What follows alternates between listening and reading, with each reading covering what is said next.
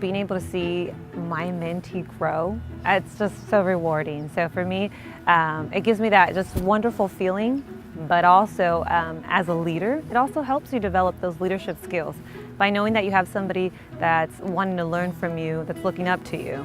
As a mentor, she's really helped me out a lot. Like, she's so, I feel like she's so relatable. I think in so many ways we're so alike. And so I see her as like the younger version of me, and I want to just help her. I just learned so much from her, and I'm overall thankful for her, like still till this day.